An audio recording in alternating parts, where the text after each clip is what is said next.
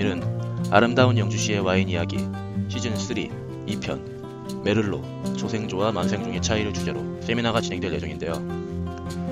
먼저 금일 강연을 맡아주실 소믈리에 이영주 강사님을 연결해드리도록 하겠습니다. 안녕하십니까, 이영주 강사님? 네, 안녕하세요. 와인 이야기하는 소믈리에 이영주입니다.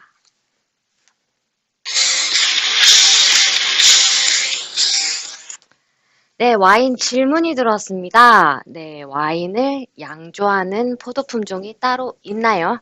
네, 따로 있습니다. 포도 품종은 양조용 품종과 식용 품종으로 나누어야 한다는 말이죠.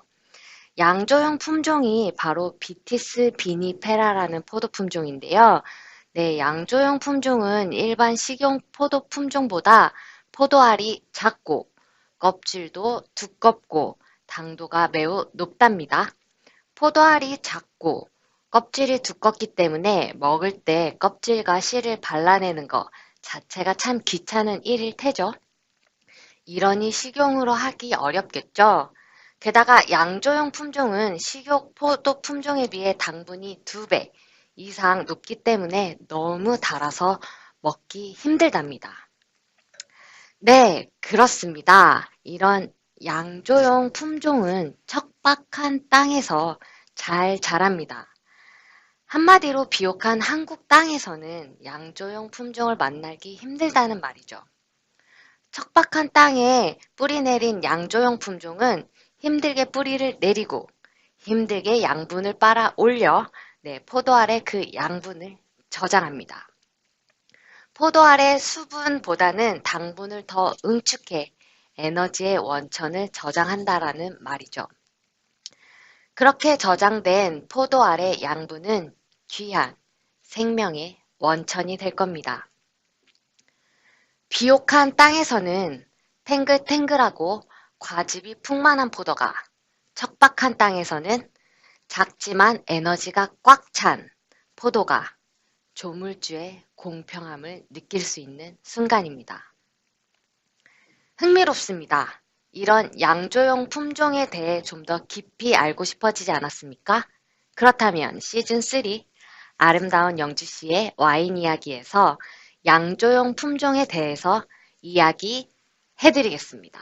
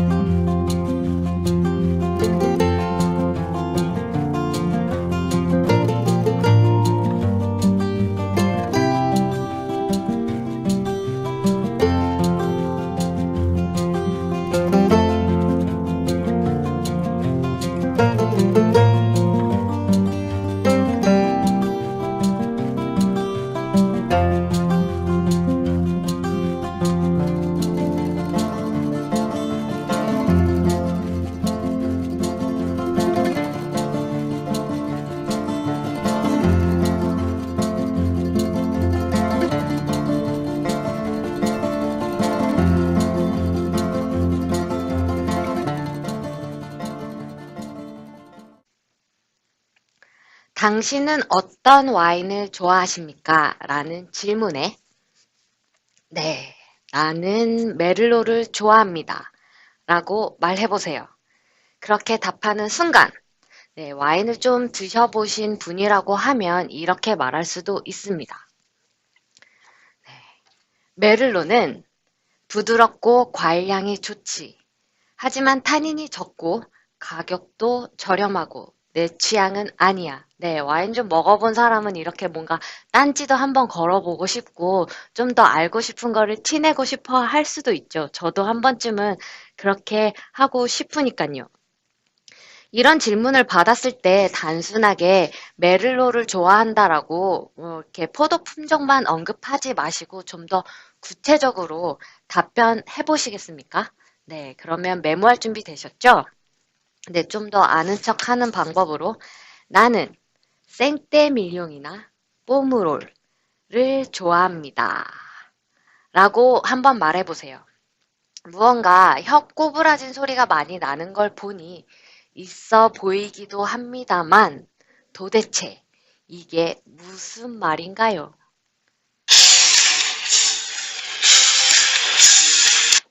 네, 차근차근 한번 풀어봅시다. 나는 뭐 생떼밀리오이나 뽀무로를 좋아합니다. 어떻게 풀어볼까요?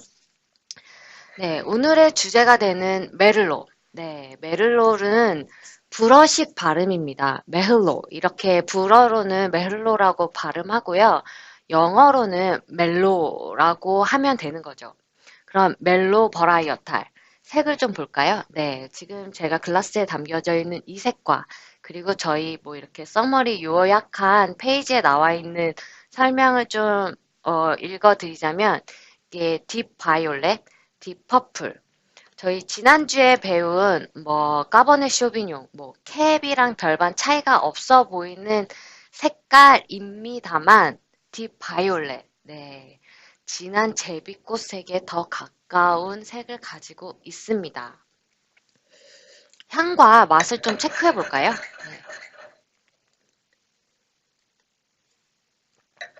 네, 오케이.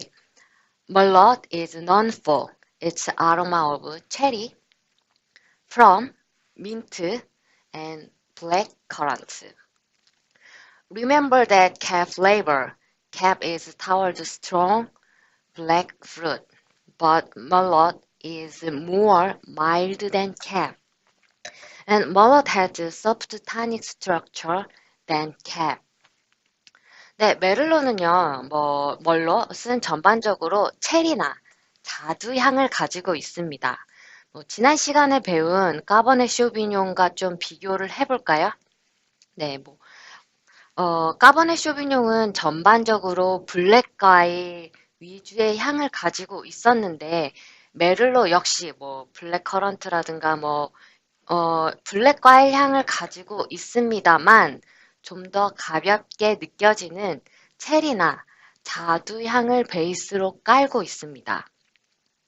입에서 느껴지는 구조감도 까버네 쇼비뇽의 타닌보다는 조금 더 가볍게 느껴지는 게 이 메를로라는 포도 품종의 특징이죠. 이걸 좀 더 분석해 보면 메를로는 캡, 즉 까버네 쇼비뇽에 비해 조생종입니다. 네, 꽃도 까버네 쇼비뇽보다 일찍 피고 열매도 일찍 맺죠. 메를로는 까버네 쇼비뇽보다 수확도 일찍 합니다. 그러면 포도밭에서 수확철을 한번 상상해 볼까요? 수확기 전에 가을 태양은 열매에 당분과 색깔에 영향을 줍니다. 가을 태양을 까버네 쇼비뇽보다 덜 받은 상태에서 수확한 메를로. 네.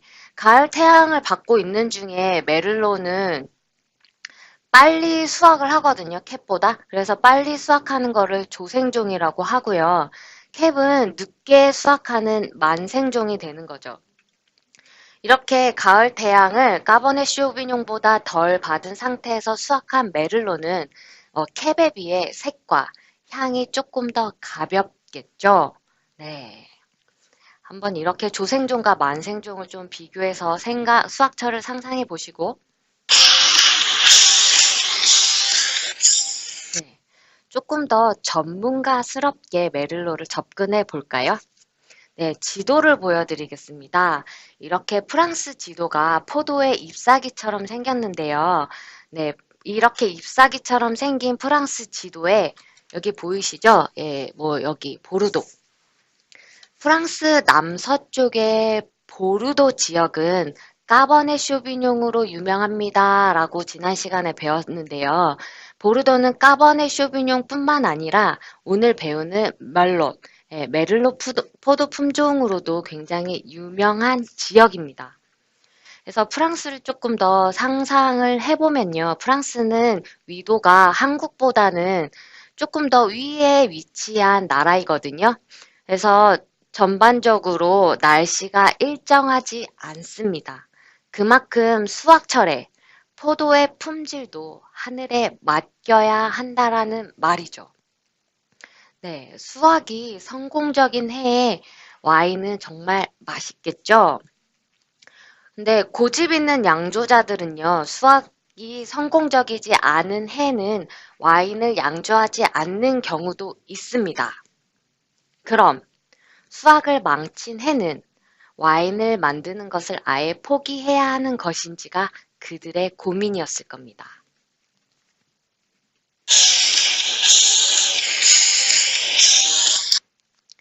그래서 그들의 고민으로 선택한 것이 바로 블렌딩입니다. 수확기가 다른, 일찍 수확한 메를로, 늦게 수확하는 까버네 쇼비뇽, 수확기가 다른 포도를 섞어서 맛있는 와인을 생산하면 되는 거죠. 그들의 고민이 어느 정도 해결이 된 것 같네요.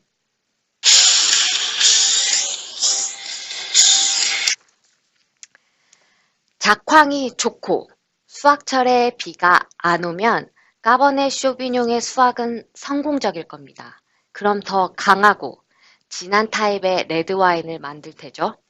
하지만 수확기에 비가 와버리면 포도는 물을 머금게 되고 그러면 포도알의 퍼센테이지 당분이 떨어집니다. 왜 한국에서도 여름에 비가 많이 온 해, 특히나 올해 같은 경우가 그랬죠. 올해 여름에 굉장히 비가 많이 와서 과일 농사를 망쳤습니다.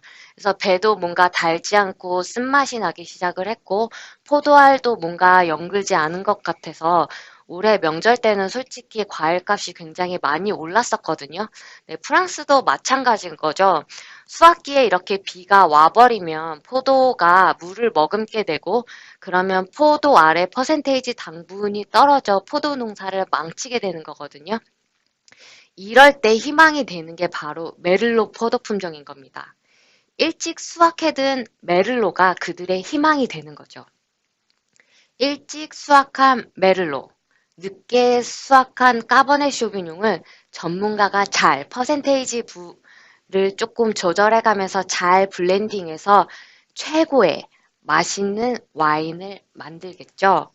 그래서 전반적으로 보르도 와인은 메를로와 까버네 쇼비뇽 외에 여러 가지 포도 품종을 블렌딩한 와인이 많은 겁니다. 그래서 보르도에서는 100% 까베르네 쇼비뇽을 찾는 일은 굉장히 힘든 일입니다.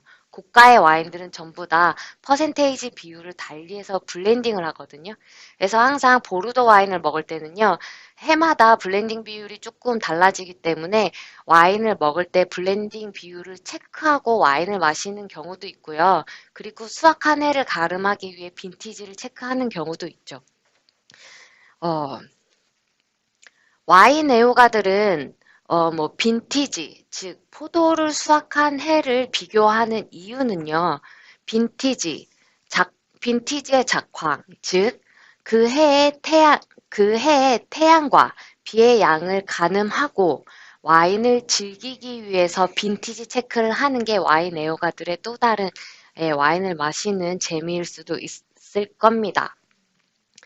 빈티지별로 맛과 향이 다른 것도 와인을 즐기는 즐거움이지만 빈티지별로 와인 가격이 달라지는 것도 와인을 즐기는 이야기거리가 됩니다.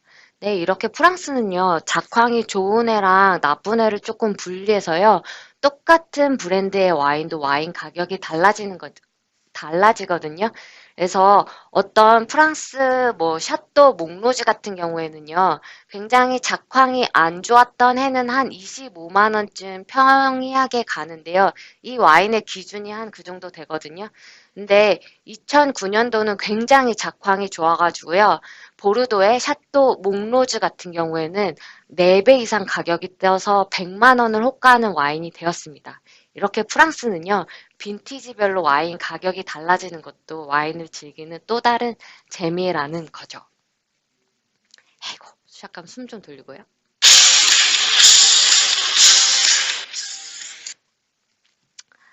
하지만 저희가 아는 캘리포니아나 호주, 칠레 등과 같은 경우는요, 대부분 작황이 좋고, 태양이 충분하기 때문에 블렌딩을 하지 않고 포도 본연의 맛을 느낄 수 있게 100% 까버네 쇼비뇽이나 100% 멜로 와인을 양조하죠. 하지만 그들의 항상 벤치마킹은 프랑스고 보르도일 수도 있거든요. 그래서 보르도 블렌딩의 맛과 향을 좋아하기 때문에 이런 뭐 캘리포니아나 호주, 칠레 등은 그 프랑스를 벤치마킹을 합니다. 그래서 와인병에요. 이렇게 쓰죠. 보르도 블렌딩. 그러면 여러분들은 이렇게 생각하시면 됩니다. 아, 이 칠레 와인이 프랑스 양조 방법을 따라해서 까버네 쇼비뇽과 메를로를 블렌딩했구나 해서 여러분들이 또 다시 해석할 수 있는 방법의 팁을 제가 알려드리고 있는 거죠. 이렇게 와인병에 보르도 블렌딩이라고 적어둔 걸 읽으시게 되면 까버네 쇼비뇽과 메를로를 블렌딩해서 시장에 내놓은 것으로 여러분들은 이렇게 읽고 해석하시면 된다라는 겁니다. 네. 오늘 뭐 조생종인 메를로, 만생종인 까베르네 쇼비뇽 둘의 장점과 단점을 포함한 블렌딩이 오늘의 주제였던 것도 제가 이렇게 길게 얘기해드렸죠. 네, 주제에 대한 포커스를 맞췄으니 이제 좀 더 편하게 와인 이야기를 즐기도록 하겠습니다.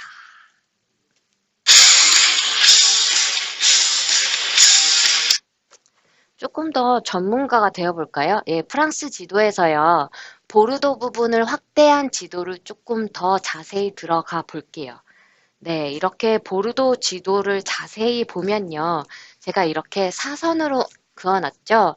이렇게 사선으로 그어놓은 게 바로 지롱드 강인데요. 보르도는 지롱드 강을 기준으로 왼쪽과 오른쪽으로 나눕니다. 왼쪽, 레프트 뱅크, 좌안. 바로 매독 지역입니다. 여러분 어디서 와인을 모르시더라도 프랑스 와인이 좋다, 매독 와인이 좋다 이런 얘기 많이 들어보셨죠? 뭐 샤또 와인이 좋다 이게 괜히 하는 말이 아니라 정말 명성이 높습니다. 왼쪽 좌안이 바로 지롱드각 왼쪽을 매독이라고 부르는데요. 매독이 지역 이름이었습니다. 저희가 말하는 보르도 블렌딩이란 바로 이 좌안인 매독 지역의 와인을 말하는 거죠. 매독 지역은 굉장히 큰 지역 안에 작은 소지역으로 생테스테프, 뽀이약, 생줄리앙 등의 지역이 있는데요.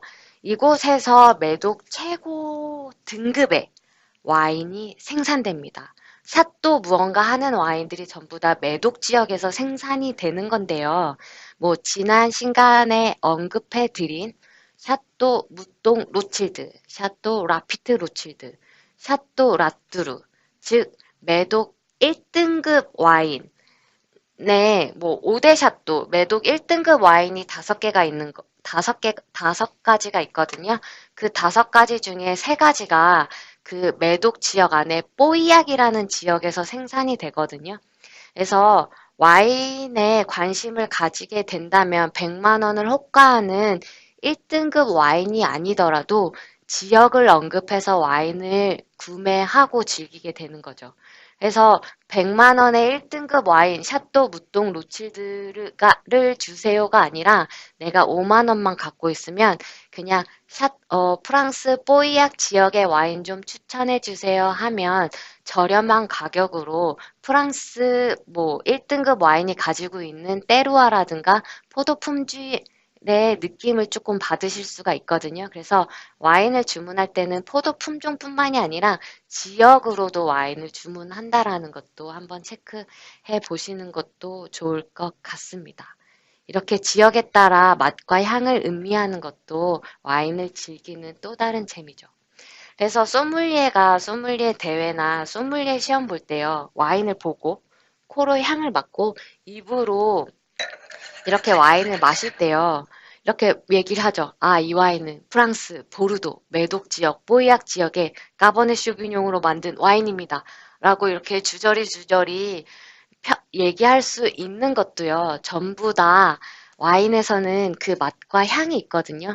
이거는 소믈리에만 할 수 있는 게 아니라 조금만 관심을 가지게 된다면 지금 방송을 보시는 분도 와인 전문가가 될 수 있거든요. 네, 이렇게 와인 전문가가 되는 게 중요한 게 아니랑요.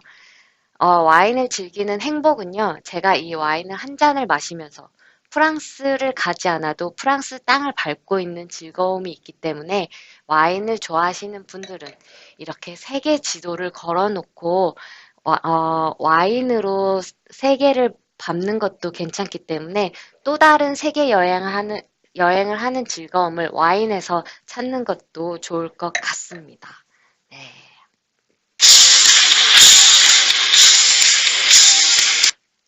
네, 보르도, 좌안, 메독, 그 중에 뽀이약, 빈티지도 한번 체크하고 와인병에서 까버네 쇼비뇽 위주로 메를로 외에 포도 품종을 블렌딩한 와인 이렇게 순서대로 한번 암기 포인트를 체크하시고 네.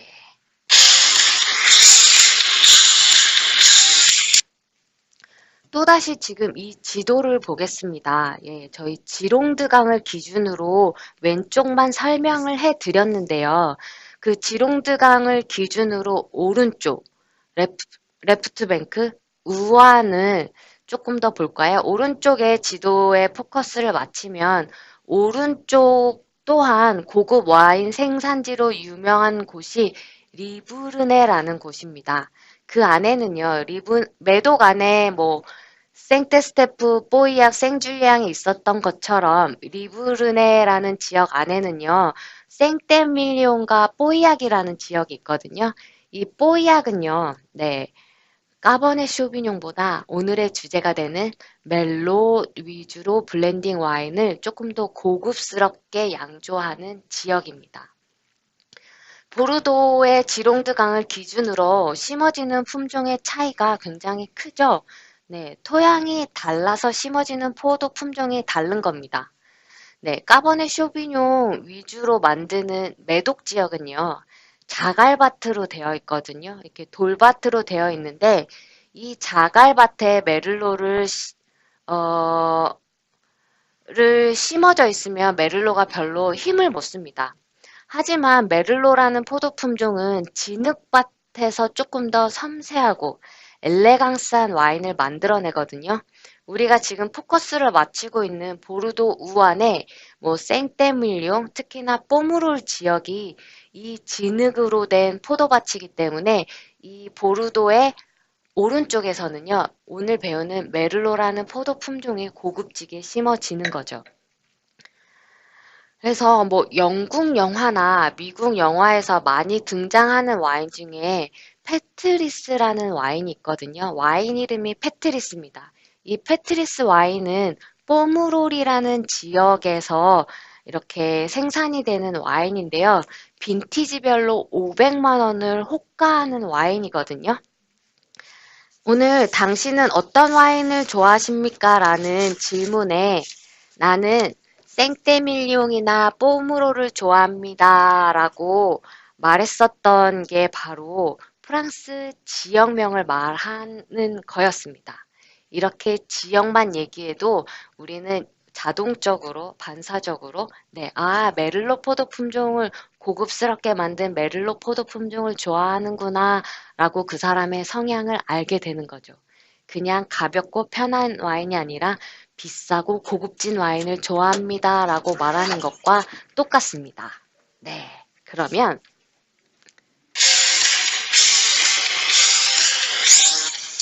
또 다른 와인 전문가는 메를로를 어떻게 표현을 하는지 동영상을 보고 이야기를 계속하도록 하겠습니다. 예, 동영상 좀 틀어주세요. What are some of the best red wines for beginners? Well, in part 3 of this series, The Best Red Wines, we're going to talk about Merlot.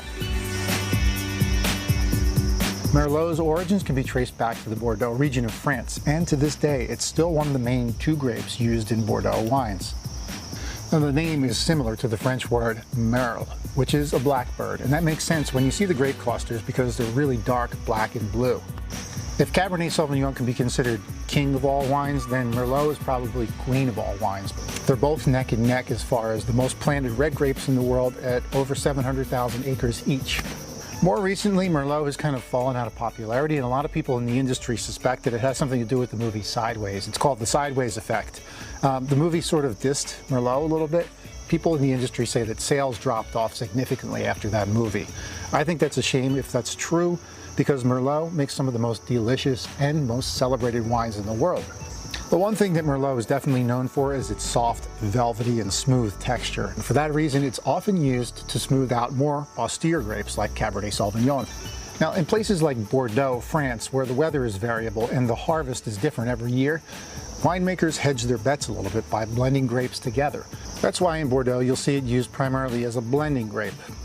There are a few places in Bordeaux that make 100% Merlot-based wines, and they're some of the most famous and expensive in the world. A rare vintage of Chateau Petrus, for example, may fetch up to $5,000 or $6,000 a bottle. It's probably no surprise that Merlot is genetically related to Cabernet Sauvignon, Cabernet Franc, and Malbec. All those grapes are grown in the same region of France. Merlot is now grown all over the world, so anywhere where they make wine, you're going to find a Merlot. So what does Merlot taste like? Well, like all grapes, it depends on where it's grown, but like Cabernet Sauvignon, it's big and bold and juicy. And while it does have some tannins, it's more velvety and smooth and has lower acids than Cabernet. Common flavor descriptions say it's like drinking black cherries, red currants, and even blueberries. Like Cabernet, if it grows in a cooler climate, it can exhibit some green flavors, green bell peppers, and even tomato leaf. In warmer climates, it tends to get very ripe and therefore higher in alcohol, really stewed and jammy and extracted. Much like Cabernet Sauvignon, Merlot is big and bold and goes well with proteins. I'd pair it up with some grilled meats, some pork, and even poultry too. Try it with some duck. Now, fans of pairing wine and chocolate will be happy to know that Merlot is soft enough to go with some of the sweeter chocolates, like ganaches and milk chocolate, for example. You can get affordable Merlot from almost anywhere in the world these days, but if you're looking for something slightly different, look to places like Italy. For example, this one is from Tuscany. This Merlot is from Israel, and this one over here is from Chile. And in the United States, places like Washington State, Long Island, New York, believe it or not, Virginia State, and even my home state of Pennsylvania. All right, everybody, thanks so much for hanging out and discussing Merlot with me. If you'd like to see me do a video about another great red wine for you to try, give me some comments below and I'll see what I can do about that. And if you haven't already, please do me a favor, subscribe to this channel, and that way you'll get notifications on when I release these videos. Stay tuned, and as always, don't forget to take a little time out of every day to drink something special. Take care. Cheers.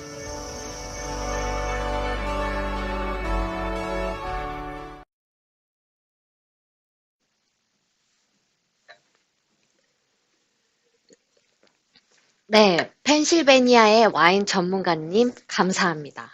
네, take care, cheers, 건배. 네, 한국말도 좀 알려드려야죠.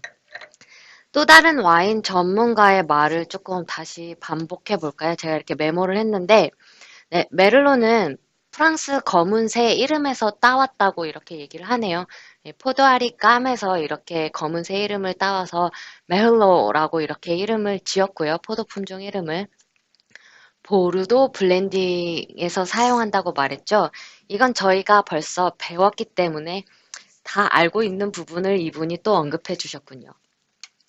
네, 메를로라는 포도 품종은 전 세계에 방대하게 심어진다고 말한 건 우리가 접할 기회가 많으니 알아두어야 하는 품종 중에 하나라는 것도 체크한 거고, 네, 5,000달러, 즉 500만 원을 호가하는 프랑스 페트리스도 메를로로 만들었다고 했고, 이건 우리가 아까 배운 보르도 우안, 뽀므롤 지역의 와인이었었다는 건 제가 앞에서도 언급해 드렸죠. 네, 그리고 숙성을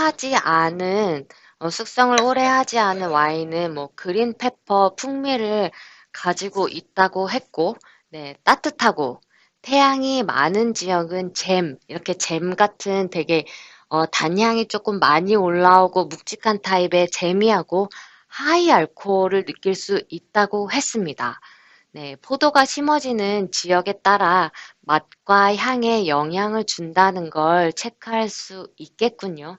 네, 그래서 와인을 공부하면 포도 품종 플러스 알파로 지역을 알고 싶어지는 거고요. 조금 더 이제 왜냐면 와인은요, 하늘이 주신 뭐 영광이고, 조물주에 공평하기 때문에 그 땅의 기운과 하늘이 굉장히 중요하거든요. 그래서 지역을 알고 싶어지게 되고요. 그 첫 번째 그 때루아를 느낀 다음에 인간의 손이 중요한 거거든요. 그 다음에 마지막으로 봐야 되는 게 양조자나 브랜드 이름을 보는 거죠. 저희는 조금 순차적으로 갑시다. 포도 품종, 지금 오늘 지역을 얘기했고요. 나중에 기회가 되면 잘 만드는 양조자들도 함께 이야기할 수 있는 기회가 되었으면 하네요. 네, 그리고 뭐 이렇게 펜실베니아 와인 전문가는 이렇게 얘기했습니다. 전반적으로 메를로는 블랙체리, 레드커런트, 블루베리 맛과 향을 가지고 있다고 했고요. 뭐 약간 무겁지만 블랙 과일과 레드 과일의 중간쯤이라고 생각하시면 굉장히 편하실 것 같아요. 그리고 소프트한 구조를 가지고 있고 벨벳처럼 부드러울 수도 있다고 했거든요. 근데 타닌이 혀에서 벨벳처럼 부드럽다라는 표현은 실제 와인 전문가들도 굉장히 많이 쓰는 표현이기 때문에 여러분도 한번 따라서 이 와인은 타닌이 벨벳처럼 부드러워라고 이런 표현도 한번 써보시는 것도 괜찮을 것 같아요. 그리고 이런 메를로 레드 와인은 그릴 스테이크랑도 굉장히 잘 어울리지만 뭐 돼지나 뭐 닭고기 그릴 스테이크도 굉장히 잘 어울리지만 뭐 스위트한 초콜릿도 와인과 잘 어울린다라고 했으니 여러분들이 와인과 함께 마리아주를 어울리는 음식을 찾고 계신다면 이것도 참고하시는 것도 나쁘지 않을 것 같아요.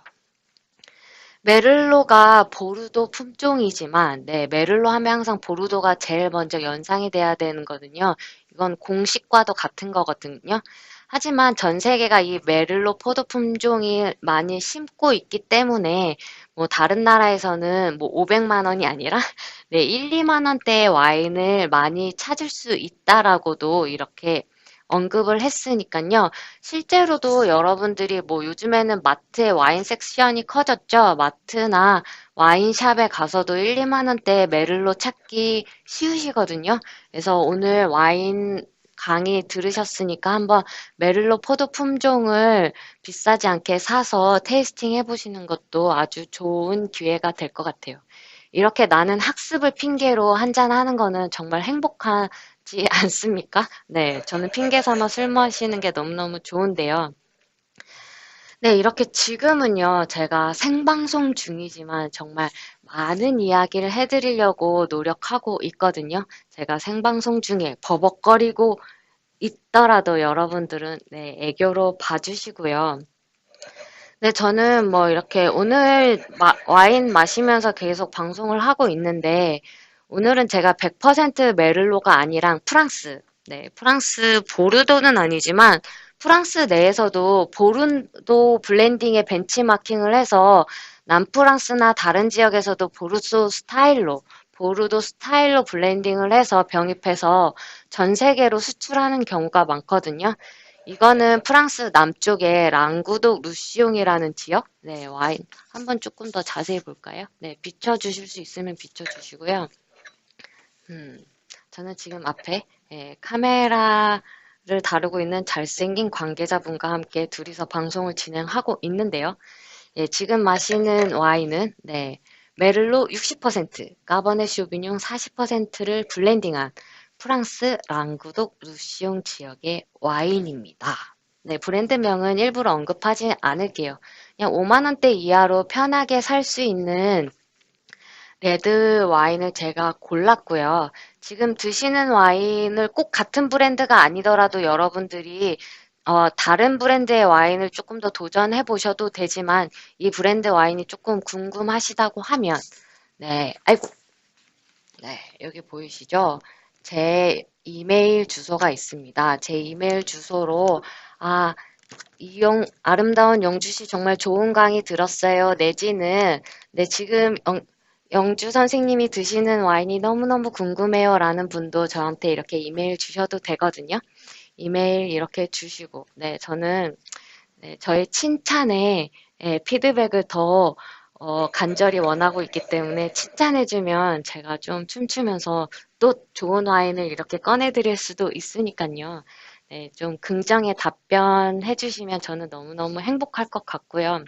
오늘 이 방송을 하기 위해서 제가 준비를 많이 했기 때문에, 네, 칭찬을, 네, 좀, 네, 이렇게 해서 오늘 와인 한 잔 하면서 즐겁게, 네, 이야기를 나눴고, 네, 여기서 아름다운 영주 씨의 이야기는 마치도록 하겠습니다. 다음 시간에 또 다른 포도 품종을 가지고 새로운 얘기, 책에서 나온 오늘 조생종과 만생종, 메를로와 까버네 슈비뇽이 왜 블렌딩을 하는지는 솔직히 와인 서적에서 많이 나와 있지 않은 내용이거든요.